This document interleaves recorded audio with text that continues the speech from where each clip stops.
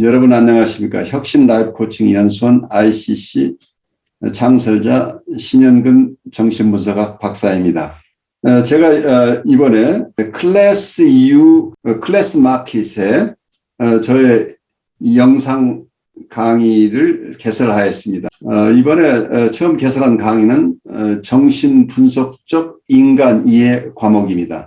제가 하는 강의 내용을 여러분께서 잘 아실 수 있도록 이 과목의 소개 영상과 첫 번째 강의 정신분석학의 정의와 두 가지 기본적 가설을 주제로 한 강의 영상을 여러분께 소개합니다. 이 두 개의 영상을 보시고 더 관심 있으신 분들은 직접 제 클래스 사이트로 들어가셔서 클래스에서 어떤 것이 진행되는지 검토하시고 여러분 주위에 있는 분에게도 제 강의가 있음을 알려주시면 고맙겠습니다. 여러분 감사합니다.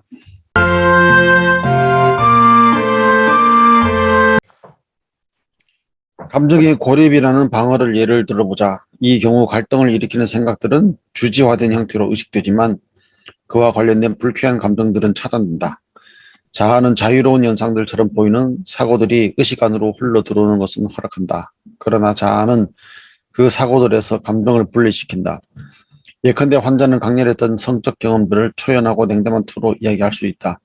만약 환자가 투사 반응 방어를 사용한다면 환자는 자신의 분노를 부정하겠지만 자기 주변 사람들의 분노에 대해서는 매우 민감하게 반응할 것이다. 환자는 자유롭게 말하는 것 같지만 그런 말의 밑바닥에는 본능적 압력과 함께 강력한 무의식적인 방어가 개입되어 있다. 안나 프로이트는 자신의 저서 자아와 방어 기제에서 이러한 문제들의 부분적인 답을 제시하고 있다. 훗날 정신분석 전문가들의 핸드북이 되어버린 이 책은 자아의 다양한 방어 전략에 대해 상세히 설명하고 있다. 이 책 덕분에 임상가들은 환자의 방어 기제가 어떻게 작동하는지 간파할 수 있게 되었다. 안나 프로이트는 원본능 파생물들을 추적하기보다 중립적으로 원본능, 자아, 초자, 세 구조 모두에 관심을 갖는 쪽이 보다 적합한 분석적 태도라고 주장했다. 그 후에 나온 임상 사례들은 이러한 안나 프로이트의 이론적 전환이 타당했음을 입증해 주었다. 비엔나 연구소 출신으로 1940년에 미국으로 건너간 에른스트 크리스는 새로운 자아 심리학을 발전시킨 가장 명민하고 섬세한 사람 중에 하나였다. 그는 전에 전통적인 정신분석 치료를 받은 적이 있는 한 젊은이를 재분석한 사례를 설명하였다. 첫 번째 분석은 환자의 원본능 측면을 밝히는 데 초점을 두고 이루어졌다. 이러한 분석을 통해 환자의 신경정적인 갈등 안에 있던 무의식적인 유아적 소원들이 개선되었지만 경직되고 위축된 그의 직장생활은 별로 나아지지 않았다. 이 환자는 30대 초반의 유능한 과학자였다. 그는 자신의 연구를 출판할 능력이 없다는 사실을 고민하고 있었다. 그것은 그의 직업적 경력에 지장을 가져왔다. 첫 번째 분석에서 그는 두려움과 죄책감 때문에 자신이 생산적이지 못했다는 것을 깨달았다. 그는 오랜 시간 동안 대화를 나눈 유명한 동료 과학자의 아이디어를 훔치고 싶다는 욕구를 느꼈다. 첫 번째 분석가는 이 문제는 상징적 의미로 해석했다. 즉 표절하고자 하는 소망은 다른 사람의 아이디어를 훔치고 공격적으로 삼켜버리고 싶다는 원본능 충동의 소망을 밝히는데 초점을 맞추었고 그의 가장 방어된 형태의 무의식적인 본능, 다시 말해 원시적인 구강적 공격성을 밝혀냈다. 그래서는 첫 번째 분석가가 환자의 원본능을 충분히 밝혀냈다고 간주했으므로 이번에는 환자의 자아의 무의식적인 방어작용을 탐색하기 시작했다. 환자가 생산적으로 연구활동에 열중할 수 없었던 것을 보면 아직도 해결되지 않은 무의식적인 자아의 방어가 존재하는 것이 아닐까. 분석 과정에서 환자가 말했던 내용들은 무의식적 방어작용에 의해 실제와 다르게 왜곡되었던 것은 아닐까. 크리스는 그 젊은 환자가 표절할까 봐 두려워했던 교재들과 그의 연구 아이디어들과 그와 동료가 나누었던 대화를 광범위하게 조사했다. 결국 크리스는 아주 놀라운 사실을 발견하였다. 그 환자는 잠재적 표절자가 아니라 동료와 토론하는 중에 그 아이디어를 도입한 장본인이었다. 동료는 환자의 아이디어를 발전시켜 환자에게 아무런 공로도 돌리지 않은 채 자기 이름으로 출판해 버렸던 것이다. 친구의 저작을 읽었을 때 환자는 자기 연구에 결정적으로 중요한 그 아이디어를 친구의 책에서 처음으로 대한 것으로 착각을 했다. 덕분에 그는 그 아이디어를 사용할 때마다 표절했다는 죄책감을 느껴야 했다. 그는 자신을 표절자는 아니지만 남의 생각을 대신해서 글로 쓰는 대작자라고 느꼈던 것이다. 그래서 이러한 복잡한 방어적 왜곡의 배후에 어린 시절 억제되었던 환자의 소망이 있음을 발견했다. 어린 시절 환자는 직업적으로 실패한 실망스러운 아버지를 존경할 수 있게 되기를 바랬고 그에게서 무언가를 배우기를 갈망했었다. 환자는 무의식적으로 어린 시절의 이러한 실망을 보상하기 위해 경탄할 만한 아버지를 창조하려고 노력했다. 그는 자신의 발전을 묶어둔 채 연상의 그 동료에게 자신의 지적인 능력을 투사했다. 투사라는 방어 기제를 사용하여 그는 자신의 능력을 친구에게 귀인시켰고 그리하여 그 친구를 경외와 감탄의 대상으로 삼았던 것이다. 뒤이은 오디푸스 갈등은 환자의 생활을 더욱 복잡하게 만들었다. 존경하는 남자를 더욱 드높여서 그로부터 무언가를 얻으려 하는 그의 시도는 시간이 지남에 따라 경쟁의 감정을 유발했다. 그는 상징적인 행동으로만 남아있던 소망, 즉 아버지의 페니스를 훔치고 싶어하는 무의식적이고 금지된 오디푸스 소망 때문에 죄책감을 느껴야 했다. 죄책감을 느낀 환자는 동료에게서 자신의 아이디어를 훔친 자신을 처벌하려고 했다. 그 결과 환자는 표절했다고 자신을 비난함으로써 자신의 연구 결과를 출판할 수 없었다. 그래서는 여기 사례가 아주 복잡하게 얽혀 있죠. 이 사례에 대해서 어떻게 느끼세요? 원래 자기 아이디어인데 보통 우리가 투사라고 할 때는 많은 경우에 임상적으로 드러나는 투사는 자기 안에 있는 나쁜 것을 밖으로 투사하는 이런 투사들을 우리가 많이 보죠. 그러니까 자기 안에 있는 공격성이나 혹은 자기 안에 있는 배드 오브젝트나 어떤 나쁜 팬터시나 나쁜 정서, 자기가 견딜 수 없는 어떤 베타 요소들, 어떤 어떤 정동들을 밖으로 투사하는데 이 크리스가 본 케이스는 아주 독특하죠. 오히려 이 크리스가 얘기하는 케이스는 자기의 탤런트, 자기의 아이디어를 자기가 가진 가장 소중한 것을 동료에게 투사해서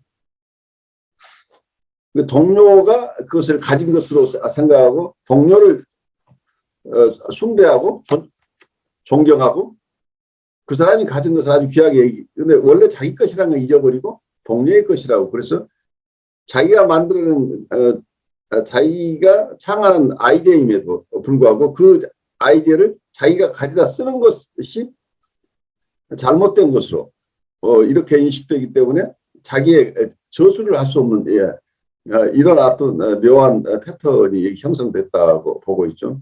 그래서 이건 이 크리스 예를 들어서 욕동이 무엇인가, 억압된 욕동이 무엇인가를 보는 것보다는 이 사람의 방어 기제를 봄으로써 이 사람을 더 잘 이해할 수 있다고 지금 설명하고 있어요. 이 케이스에서 여러분이 느끼는 것은 어떤 것이 혹시 생각나는 게 있으면 함께 나눠보죠.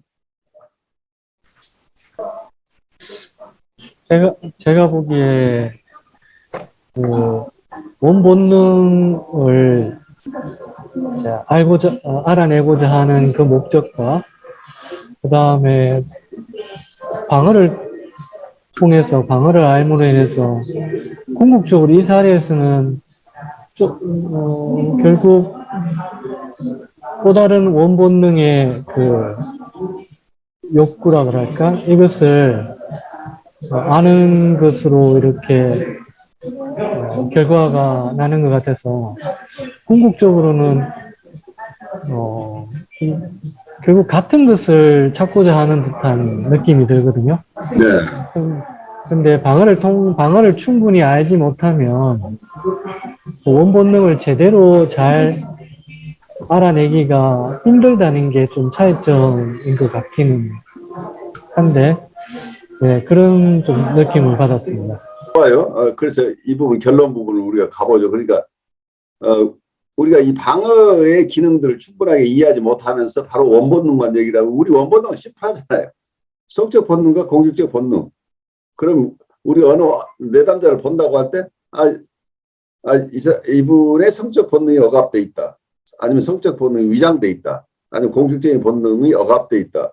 위장돼 있다. 뭐 이런 정도의 통찰밖에 우리가 가질 수가 없잖아요. 구체적으로 이 사람에게서는 무엇이 일어나고 있는지를 알기가 굉장히 힘드는데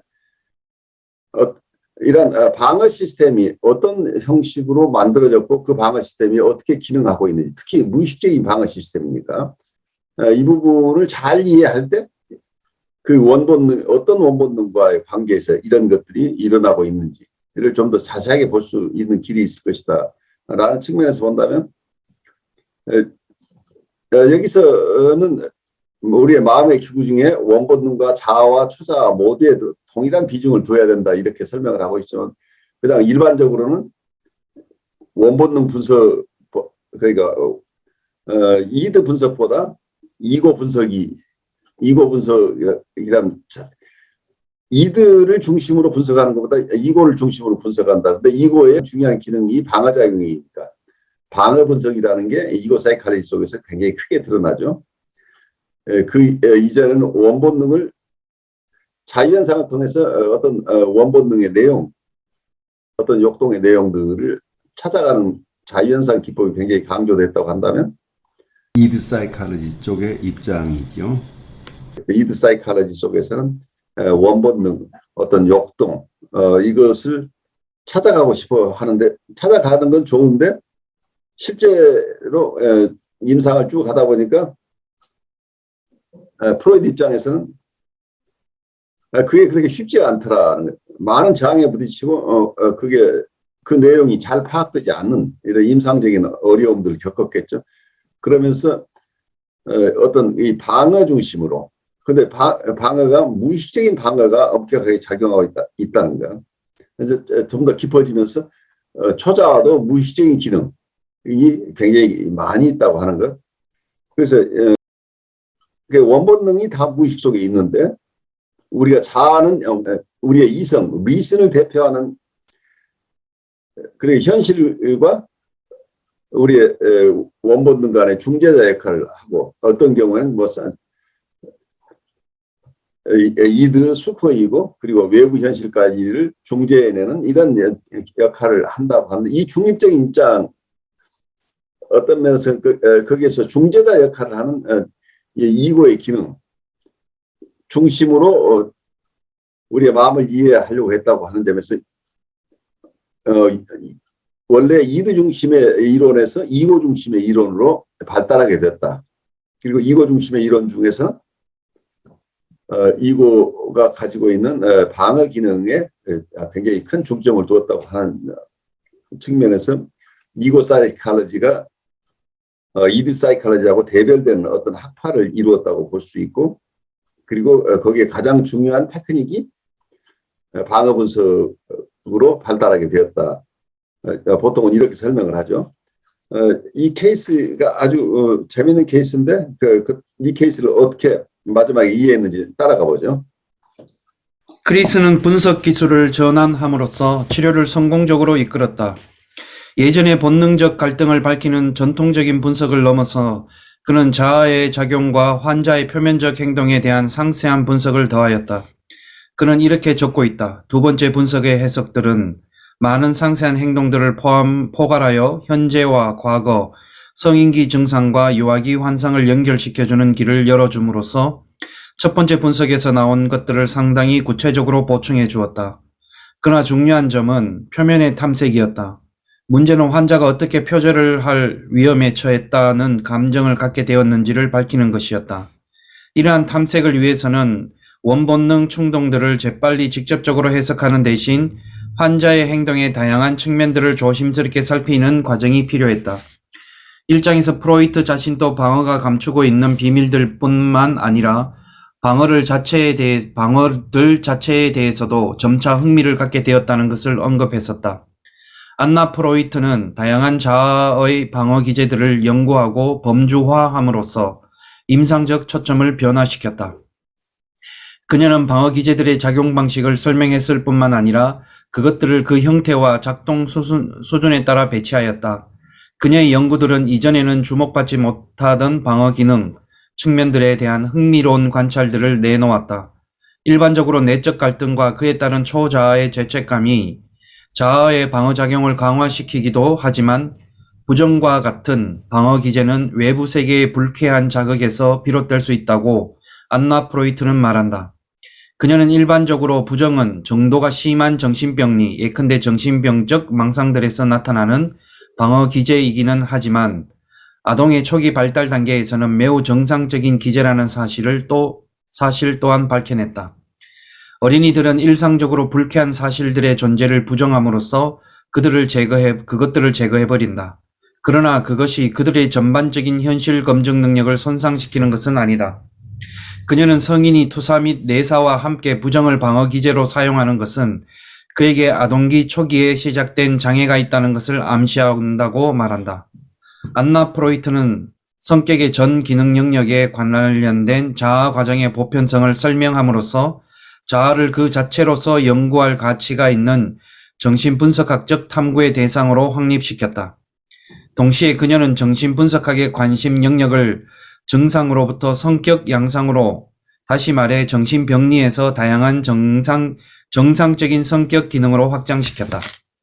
어려운 환자를 치료한 다음 사례는 자아심리학이 임상 상황에서 어떻게 적용되는지를 잘 보여주고 있다. 23세의 은행원인 안젤라는 삶의 위기에 빠졌다. 감정을 무시하고 스스로를 통제하려고 하던 그녀의 습관이 자신의 삶을 엉망으로 만들어 놓았던 것이다. 그녀의 친구는 그녀의 업무 능력이 점점 떨어지고 있다고 충고했다. 그녀는 일관성이 없었고 남들의 소소한 충고에도 민감한 반응을 보였고 때로는 아무런 이유 없이 날카로워졌다. 안젤라는 자기가 아무도 좋아하지 않으며 자신의 내면이 죽은 것처럼 느껴진다고 말했다. 그녀는 최근에 난잡한 파티에서 밤을 보내왔고 거기서 누군지 알지도 못하는 사람들과 최초의 성경험들을 가졌다. 초기 면담 중에 분석가가 그녀의 행동에 걱정을 표시하자 안젤라는 화가 나서 분석가가 무능하다고 공격하였다. 그녀는 분석가의 자격증을 봐야겠다고 주장했으며 또 그가 자신에 대해 무슨 계획을 가지고 있는지를 알아야겠다고 요구했다. 그녀는 줄곧 분석가가 어머니처럼 무능력하다고 비판했다. 그리고 그녀의 어머니는 자신에게 전혀 도움이 되지 않는 진작에 없어져 버렸어야 할 사람이었다고 말했다. 그녀의 어머니는 너무 많은 아이들을 낳았고 그녀를 위해 시간을 내주지 못했으며 그녀가 아이가 되기보다 다른 동생들의 어머니가 되어주기를 기대했다. 안젤라는 어머니의 반복되는 임신에 분노했다. 그녀가 6살이었을 때 그녀는 어머니가 마시던 뜨거운 커피가 어머니의 뱃속에서 자라고 있는 태아를 태워 죽이기를 얼마나 바랬는지 모른다고 기억했다.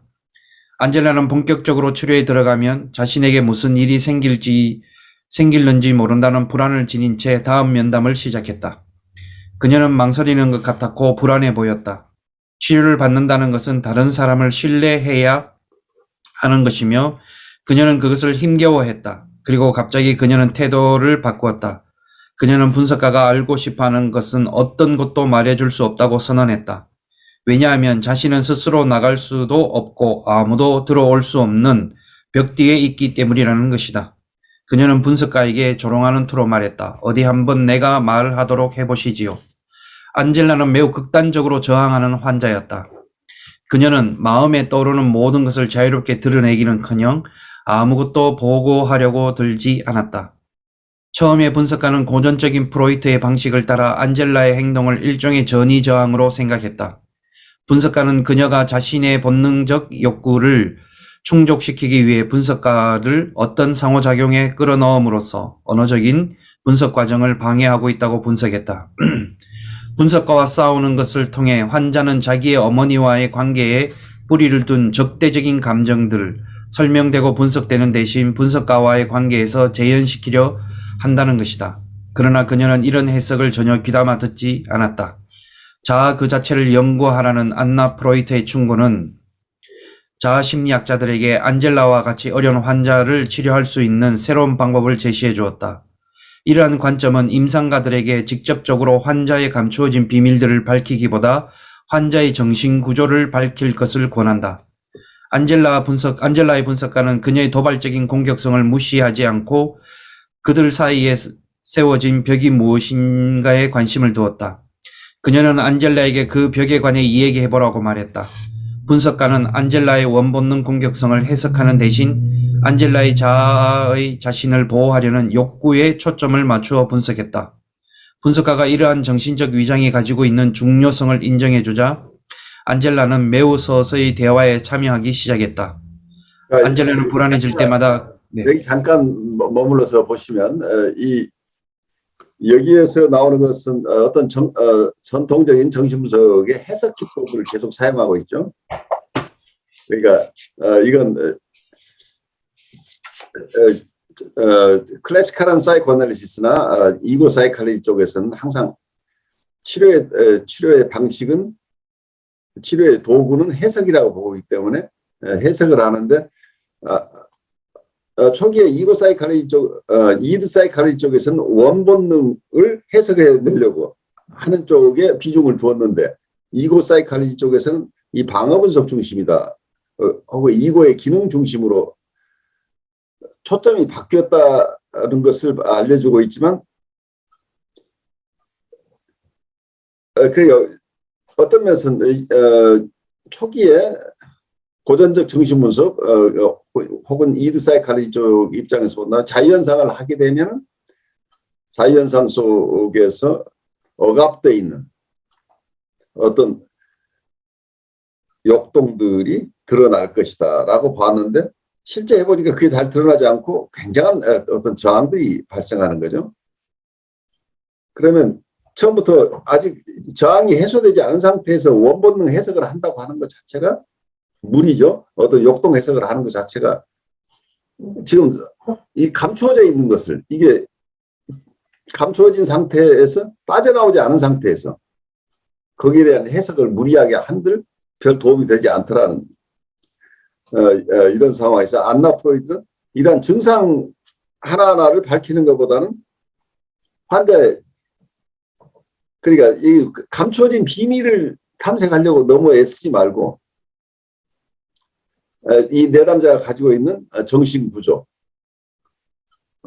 심리 구조가 왜 어떤 식으로 형성되어 있느냐.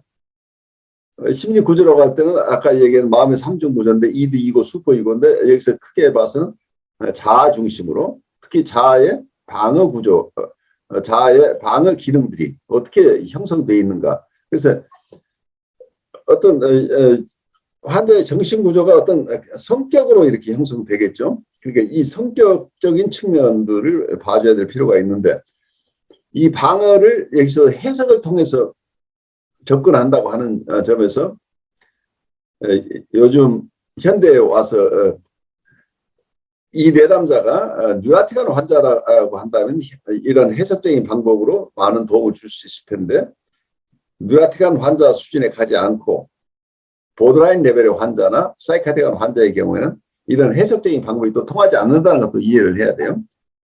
그 해석 자체도 수용을 못하니까 이때는 정서적인 커뮤니케이션밖에 없다는 거.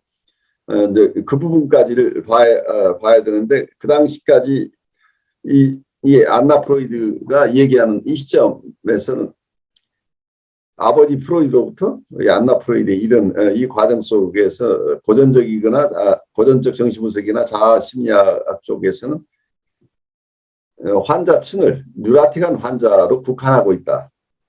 뉴라틱 환자에 대한 이론이다라는 것을 우리가 염두에 두면은 왜 이분들이 해석을 방어 자체도 해석하려고 하는가. 방어도 해석 중심으로 방어에 대한 이해를 하려고 하는가 하는 부분이 우리가 이해될 거예요. 안젤라는 불안해질 때마다 그 벽이 나타난다고 말했다.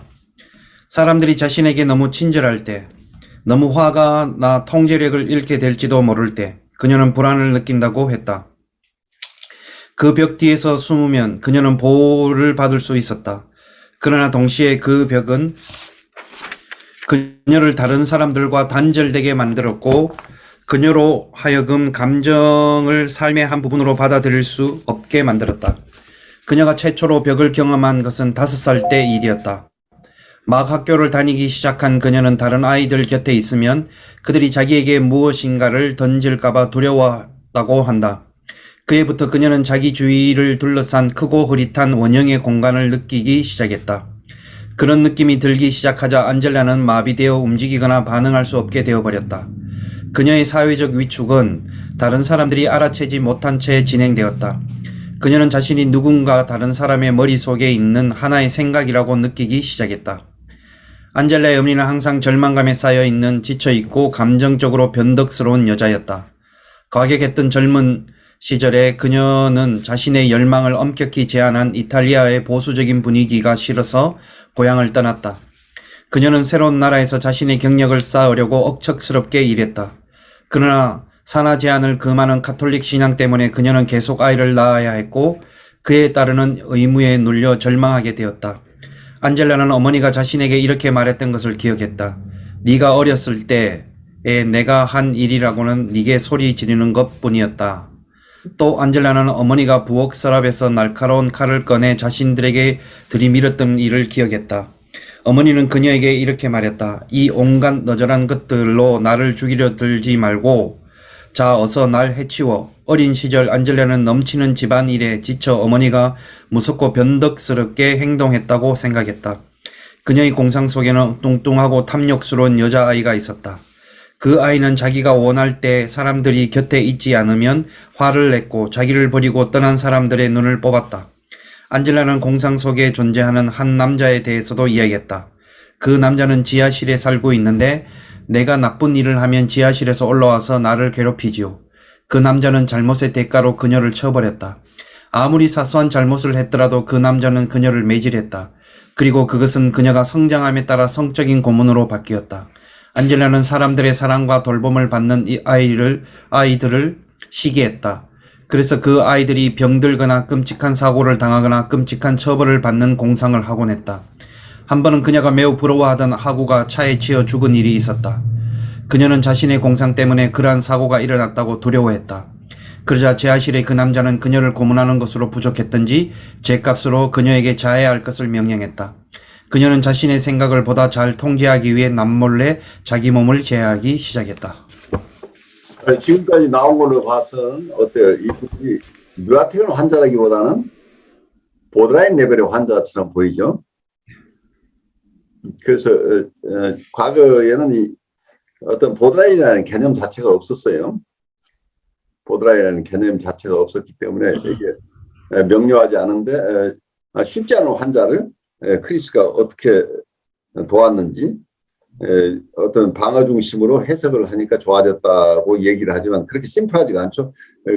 실제 임상에서는 단순하게 그냥 너는 이런 방어를 하고 있으라고 해석이 되는 문제가 아니고 아주 이거는 이론으로서 내담자를 보았다고 한다면 그 이론 가지고 명료하게 드러나지 않는데 대부분 분석가들은 실제 그 사람 우리가 만나는 내담자의 실제 모습에 따라서 그 내담자를 가장 적절하게 돕는 방법을 이론을 떠나서 다 거기에 맞추는 이론이 큰 백보운이 되긴 하지만 그 이론만 가지고 해결되는 게 아니고 그 내담자가 어떤 사람이냐는 언더스탠딩이 가장 중요하죠. 그러면 그 내담자 해석을 한다고 하더라도 그 내담자가 수용할 수 있는 정도의 해석을 하게 되겠죠. 그러니까 해석 자체도 그냥 해석한다고 하지만 이분의 정서의 커뮤니케이션을 해석이라는 방식으로 할 수도 있어요. 그러니까 단순하게 해석을 했다, 정신적인 이모셔널 커뮤니케이션을 했다는 것만 이론적으로 구별되는 것은 아니라 해석 속에서도 항상 카그니티브한 엘리먼트, 인지적인 측면과 이모셔널 엘리먼트가 함께 가야 해석이 일어나는. 그래서 아마 이 크리스라는 이분은 대가니까 이분 내담자가 정서적으로 충분히 수용받는다는 느낌을 받도록 이렇게 잘 돌보면서 이분을 치료했을 것으로 보여요. 그래서 사람들을 돌보는 방법이 어느 학파에 따라서 이론상으로는 중점은 굉장히 다르고 글법의 이름도 다르지만 구체적인 사례에 들어가게 되면 사실은 어느 쪽에서 트레이닝 받은 분이거나 내담자를 잘 이해하면서 그 내담자가 수용할 수 있는 범위 내에서 여러 기법을 쓰기 때문에 큰 차이가 나지 않는다고 보여요. 그런 측면에서 우리가 이해하는 이론을 그냥 고지고대로 적용해서 어떤 결과가 왔다고 하는 이런 단순한 어떤 도식이 성립이 안 돼요. 정신구조의 측정. 안젤라의 임상적인 모습을 크리스의 환자와 비교해 보자. 구조적 모델의 조망에서 보면 신경증은 원본능, 자아, 초자아라는 정신적 대리자들이 오랜 기간의 타협에 걸쳐 형성해낸 결과이다. 분석 과정은 이 3자를 협상 테이블로 초대하는 일이라고 할 수 있다. 분석가는 안나 프로이드가 중립성이라 부른 것처럼 3명의 모두의 요구를 공평하게 들으면서 환자가 이들의 요구를 유익한 쪽으로 조정하도록 돕는다. 이러한 협상의 성공 여부는 참여자들에 의해 결정된다. 그 중에서도 원본능 자아 초자아의 정신구조를 그 기능의 특성의 측면에서 측정하는 자아 심리학의 능력은 매우 중요하다. 안젤라의 분석에서 협상을 위해 나온 참여자들의 외모와 성질을 크리스의 환자의 참여자들과 비교하여 생각해보자. 후자는 아버지에게서 페니스를 빼앗으려는 유아적 본능, 원본능 소망이 그의 성격에 자연스럽게 통합되어서 고도로 위장되고 상징적인 형태를 통해서만 만족을 얻을 수 있었다. 그것은 두 분석가들에 의하여 수년간에 걸친 해석을 받은 후에야 의식화되었다. 대조적으로 안젤라에게 있어서 경쟁자로 여겨지는 사람의 목숨을 끊어버리고 싶어하는, 똑같이 수용할 수 없는 살인적인 원본능 공상을 드러내는 것은 어려운 작업이 아니었다. 그것은 바로 치료 초기에 그녀 자신에 의해 의식되었고 보고되었다. 크리스의 환자의 경우 초자아가 오이디푸스적인 음모에 반대한다는 것은 그가 죄책감을 느낀다는 사실로 인해 쉽게 탐지할 수 있다. 이 초자아는 도덕적으로 용납 불가능한 소망이 효과적으로 억제되고 있으며 그 소망에 대한 처벌이 전문 직업상의 어려움을 가져오도록 하는 역할을 하고 있다. 그리고 그렇게 함으로써 무의식적인 소망을 개인적인 경험으로 통합시킨다. 이와는 대조적으로 안젤라는 내면화된 도덕적 규범의 존재를 암시하는 죄책감을 전혀 느끼지 않았다. 초자아의 기능을 가장 암시한다고 볼 수 있는 경험인 그녀의 지하실의 남자는 실제로 그녀 자신의 일부라기보다는 오히려 그녀 안에 자리를 차지한 공격적인 타자로서 그려지고 있다. 이성에 의한 규범을 제시하는 사람이기보다는 과학적인 폭정자로서 그는 아무런 세부적인 윤리 규범도 추천할 만한 더 나은 행동 대안도 가지고 있지 않다. 비록 사후 설명이 안젤라에 의해 주어지긴 하지만 그의 비난에는 그가 개인적인 발전을 위한 길잡이로서 봉사한다는 어떤 명료한 유형도 발견할 수 없다. 크리스의 환자의 자아는 갈등을 숨기고 그것을 매끄러운 성격 안으로 흡수하기 위해 상징화, 전치, 투사를 이용한 영리한 방어체제를 구축함으로써 유아적인 소망과 초자아의 도덕적 규범 간의 갈등을 성공적으로 중재하였다. 안젤라의 자아 기능의 한 측면인 벽은 그녀의 아동기에 걸쳐 그리고 분석 중에도 그녀를 보호하기 위한 역할을 하였고 원시적이면서 노골적으로 보였다. 크리스의 환자에게서 보는 유연한 방어 같은 것은 전혀 허락치 않았던 그 벽은 날카롭고 절망적으로 그 자신을 드러내며 조금이라도 유연한 기능은 무엇이나 방해한다. 또한 이 두 사람의 정서적 표현의 차이도 점점 더 중요한 임상평가 차원으로 인정되고 있다. 크리스의 환자가 그의 아버지의 페니스를 제거하고자 하는 소망은 그가 크리스의 결정적인 해석을 받아들인 이후에도 다소 거리가 멀게 느껴졌고 더욱 불쾌하면서도 강박적으로 그의 머릿속에 떠올랐다.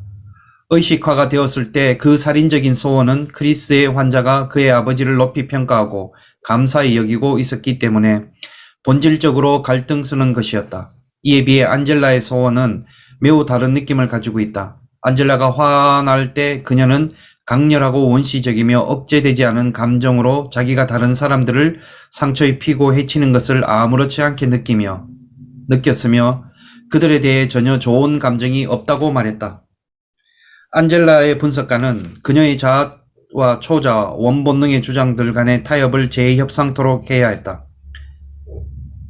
그러나 이 경우 정신적 대리자들은 의미 있는 협상이 진행되기 전에 먼저 치료 작업이 필요하다는 것을 암시하는 강력한 증거가 있었다. 예를 들면 안젤라의 원본능 충동들에 대항하는 자아 방어들은 조금 완화하도록 고무하여야 하지 않을까? 이 방어자들에게 그들의 임무가 더 이상 필요하지 않다거나 훈련을 좀 더 받도록 신병훈련소로 돌아가라고 설득하는 것이 나을까? 안젤라의 정상회담에 놀라웠던 것은 씨름하고 있는 문제가 복잡해서거나 혹은 경쟁적인 주장들이 유창해서가 아니라 그 참여자들의 빈약한 행동 때문이었다. 그래서 당면 과제는 제거가 아니라 보강으로 보였다. 자아 심리학이 발달하기 전에 정신분석학의 임상적 목표는 얽매인 무의식적인 에너지들을 해방시키는 것이었다. 프로이트는 비지시적이고 비암시적인 접근을 강조하였다. 흐름을 막고 있는 잔해를 제거하는 것이 과제였지 그 흐름의 통로를 강화시키는 것이 과제가 아니었다.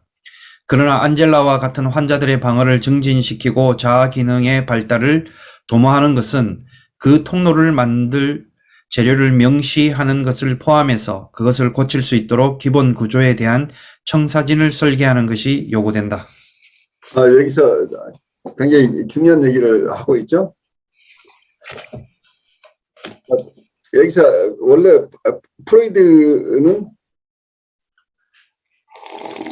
정신분석의 임상적 목표는 얽매인 무의식적인 에너지를 해방시키는 것이다. 그래서 억압을 풀어주는 쪽으로 갔다는 얘기죠.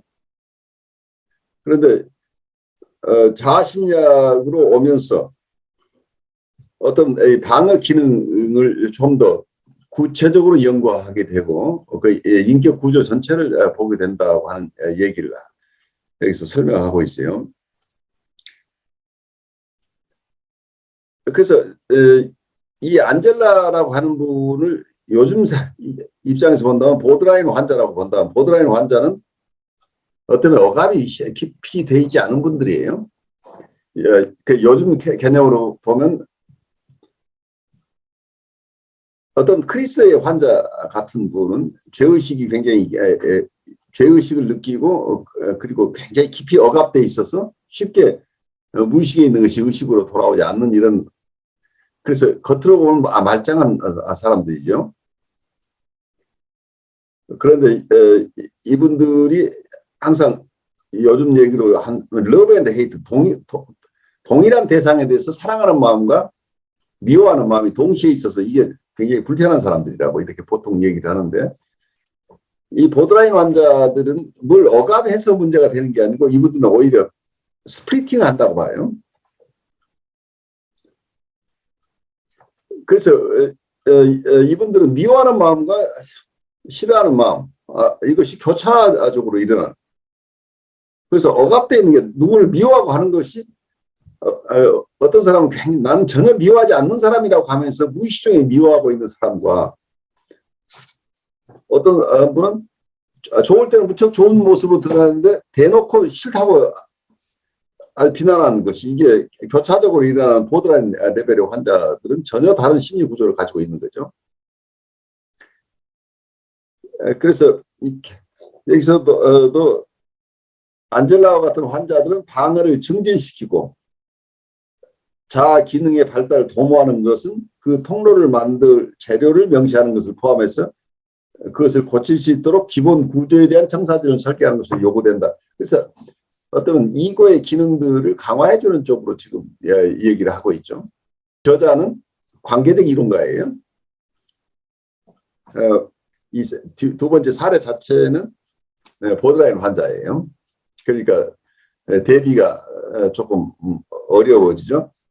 같은 레벨에 있는 환자를 초기에 이드 사이콜로지스는 어떻게 봤고 이거 사이콜로지는 어떻게 보는가, 비슷한 레벨의 환자들에 대한 이 얘기를 하면 이게 선명하게 드러나는데, 정신 발달 레벨이 각각 다른 환자, 정신병리가 다른 사람들에 대한 기법을 얘기를 하니까 서로 잘 대비가 일어나지 않는 것 같은 아쉬움을 저한테 줘요.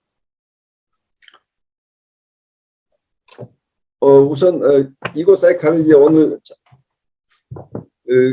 우리가 방어 중심의 이론을 주창한 안나 프로이드 얘기를 주로 했는데, 우리 다음 주에는 하인츠 하르트만,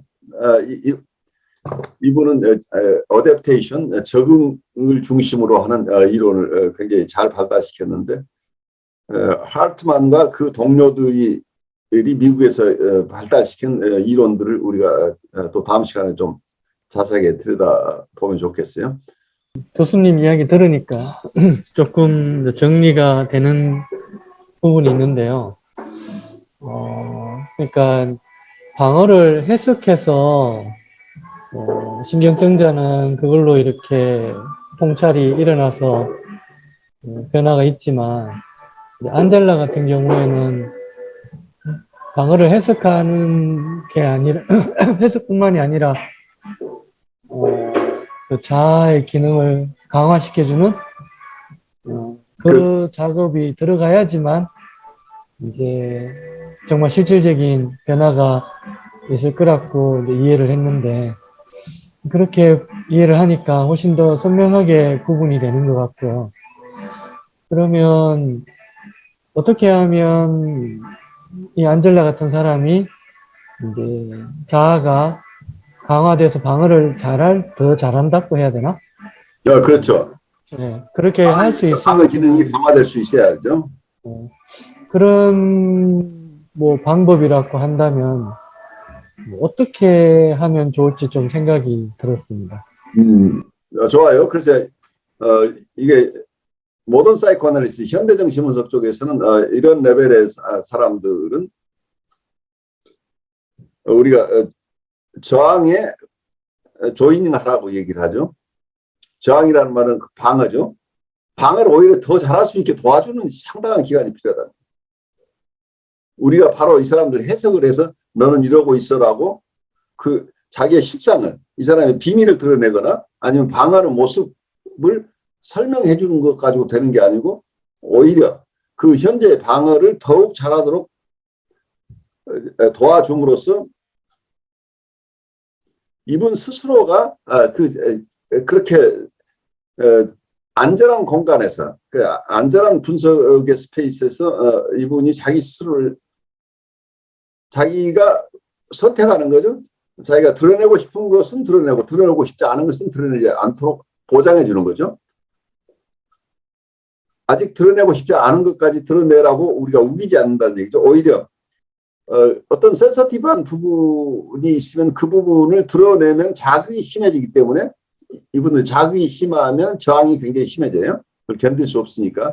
이제 이게 보더라인, 중증 보더라인이나 사이카틱한 환자들의 경우에 특히 그러는데 자극의 양이 많지 않도록 하려면 이분들에게 통찰을 주는 형식이 위험하다는 거예요. 가장 두려운 게 통찰이에요, 사실은. 어떤 면에서는 자기 모습을 본다는 이 사람들은 두렵다는 얘기예요, 어떤 면은. 진실이 가장 두려운 사람인데 진실을 우리가 너무 쉽게 주려고 하면은 이분들은 그걸 견딜 수 없게 되는 거죠. 그래서 어쩌면 이고 스트렝스가 강화될 때까지는 정서적인 커뮤니케이션 중심으로 해서 이분들이 안전하게 자기 스스로 선택해서 얘기할 것과 얘기하지 않을 것을 구별할 수 있도록 해야지 이분들에게 자유현상하라고 윽박지르서는 안 된다는 얘기예요. 근데 그런 점에서 여기에 이 저자인 스테판 미첼이 지금 안젤라 케이스를 들고 왔는데 안젤라 케이스는 어쩌면 뉴라티컴 환자라기보다는 보드라인 레벨의 환자를 여기 초대해가지고 그렇지 않은 사람과 이게 대비를 하다 보니까 어쩌면 안나 프로이드의 이론들을 명확하게 그 이전 이론과 어떤 점의 차이가 있는가 하는 것을 잘 설명하는 케이스로는 조금 부족한 것 같아요. 이론 자체는 맞는데 케이스로 가져왔을 때는 오히려 혼선을 빚지 않나 하는 생각이 들어요.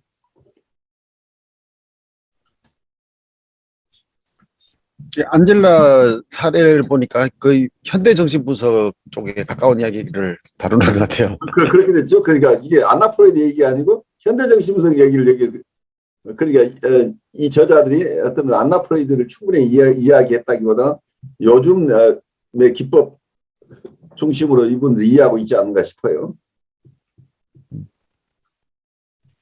근데 어떻게 보면은 이제 그 방어를 한다는 것도 이게 방어가 방어를 하는데 그 방어하는 양상이 좀 서로 다른 것 같아요. 아까 첫 번째 사례 같은 경우에는 그 방어를 정말 그냥 어떻게 보면은 자기 안에서의 방어를 한다고 본다면 안젤라 같은 경우에는 여기서는 공격적 방어를 하는 것 같거든요. 그러니까 누군가가 자기의 방어로 다가오지 못하게 하는 방식으로. 그러니까 이제 그게 보통 그 투사적 돈시가 일어난다는 얘기예요. 요즘 얘기로. 네. 그러니까 대인관계에서 이거를 일어나 버리죠. 그러니까 인트로사이키가 안에서의 방어가 아니라, 그러니까 보통 여기서 첫 번째 케이스라 이런 것은 자기 안에 리프레션이니까 결국은 자기의 이고가 자기 안에서 원본능이 드러나지 않도록 억압하는 거니까 인트로사이키가 하는 거죠.